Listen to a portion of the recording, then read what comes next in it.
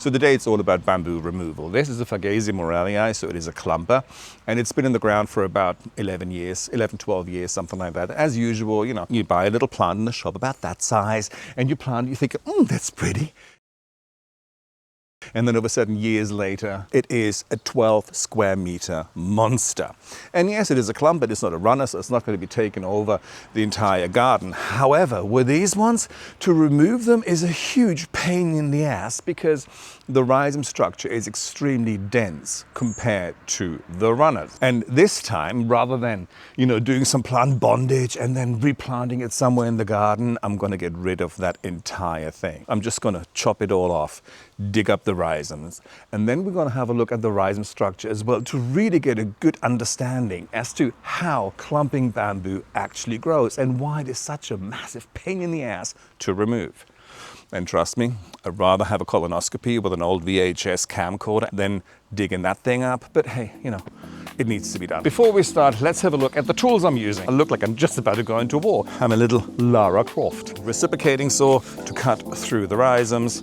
Then I've got my electrical lopper. I'm not quite sure if I'm going to use that one, but I just like wearing it. Then we have hedge trimmer, obviously to cut all the top growth off, as well as my slammer tool and a spade. If you don't have a slammer tool, that's okay. You can do exactly the same work with a spade as well, but just be careful because the rhizomes are so dense and I cannot tell you how many spades I have broken trying to dig those bastards up. Anyway, that being said, let's cut it down. I'm going to be cutting them a lot lower because what I want to show you, when you do this, be extremely careful with the calms because they are really, really tough buggers. And trust me, they'll pierce your skin in no time at all, as well as eyes and stuff. So just be careful. While I very rarely wear safety gear because sometimes you just have to think, I want to live a little, this time it's necessary because I don't want to lose my eyesight just because of the bloody bamboo. Ugh.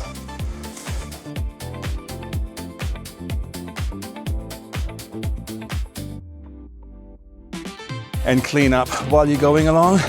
Otherwise, having all these canes lying about all over the place, you could break something, and you really don't want to do that. Oh, fuck. Another thing you really shouldn't be underestimating is if I would trip right now, these things will probably pierce everything. Death by bamboo. Anyway, it's getting there. A shitload more to go, but and I've got bits of bamboo in me. Well, not in me, but in.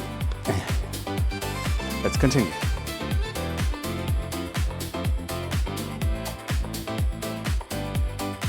Believe it or not, this is the easy part. Fuck. The rest of the calms I'm just going to leave right now, but we can start at the front to get rid of the bloody rhizomes. Let me show you the above ground structure. So here you can see there was a calm here, was a calm there, and see these things here, those are the new calms that would have come up this year. And there's another one. So here you can see there's a rhizome. It's coming above ground for a little bit and then it goes back in. And then there would have been another calm here as well. So let's start digging a little bit to have a look where the rhizomes are.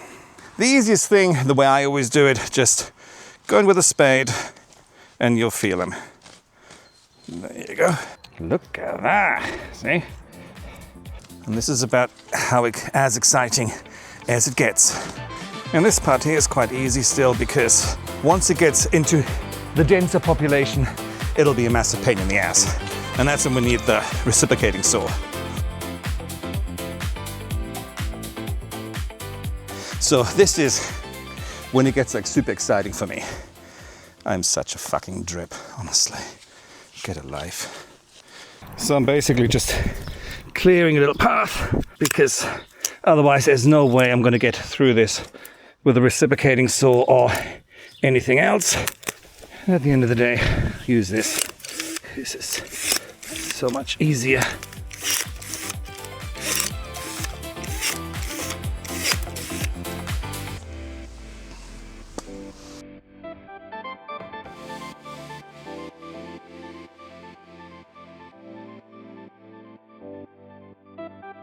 And this is what the slammer tool is great for.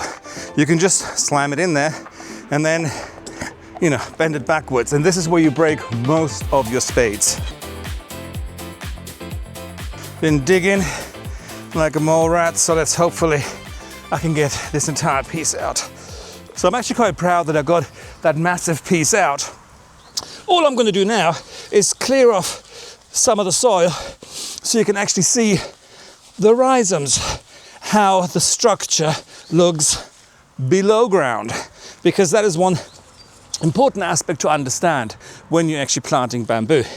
So to make it easier, I'm just going to move it over there, pour some water on it, and then we have a look, oh fuck, at the root system. So here we can see how dense the rhizomes are growing into each other. And this is why it's such a pain in the ass trying to dig these things out, because it is just a cluster of rhizomes. See, this is also when people saying, oh, you know, bamboos are quite shallow. I mean, this is what, 10, 15 centimeters thick? All of these fibrous roots, nobody cares about them. So if you dig a bamboo out, these you can leave in the ground. The rhizomes, that is the important aspect, that needs to come out. So clumping bamboo has a sympodial rhizome system. So basically what it means, it grows in tight, organized clusters instead of sending runners across your garden, as you do with running bamboo. So here the rhizomes are short and clunky, and they really don't grow far away from the parent plant. And as you can see here, these were all, you know, this one here would become a new culm. So, and this is the big difference in between running and clumping bamboo. And actually, to really make sense of the whole thing, I'm gonna go and get some running bamboo rhizomes, because I have so much running bamboo and there must be a rhizome somewhere, because there usually are. So this one here is Philiostachys auriculaata auriculalis. So it's a great bamboo, and this one sends out shoots absolutely everywhere. With this one here, I don't have a trench around it, nor do I have rhizome barrier. This one I always control with a spade because it's so much fun. Anyway, so let's have a look. I'm sure there is a rhizome somewhere. Ooh, are we? I think we have one. And here we are. Da-da-da. Oh, I took the tip off, but never mind. So this is a rhizome, and I assume it's here. Oh, my tremendous weight is good for some things. So here we are. The things I do to show how bamboo grows. Anyway, let's get back to the clumper. So here we have the clumping bamboo, which gets extremely dense and fibrous roots, and they are extremely tough and they're very difficult to get through. But again, these do not send shoots or runners out across your garden. This, as I just dug up, this is the rhizome of a runner. It is thin and it can be fuck knows how long. I mean, meters and meters and meters long. From the rhizome here, you have little nodes, and this is then where the culm would come up. Here is, you've got the rhizome, which grows a little, and then it goes vertically, and this will then become a culm. So this is the major difference in between clumpers and runners. So this still will take some time for me to really clear all of the rhizomes out. Also, what I wanted to show you, so I did the same exercise last year at the front. I took out some Fagaceae muralii at the front, and this is what happens when you leave a few rhizomes in. And all of this was full of bamboo, and I took all of that out, and see what happens? And there, it's growing a little bit again. And this is what makes it imperative that you really take out all the rhizome. If you leave a little bit of rhizome in there, this is what can happen. So don't give a shit about the fibrous roots, but the rhizomes need to come out.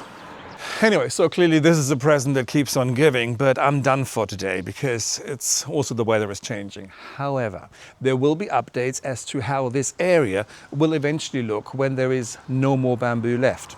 And yes, it is time to go inside, watch some shameless reruns, and have a few beers. That's me for today, and I shall talk to you guys later.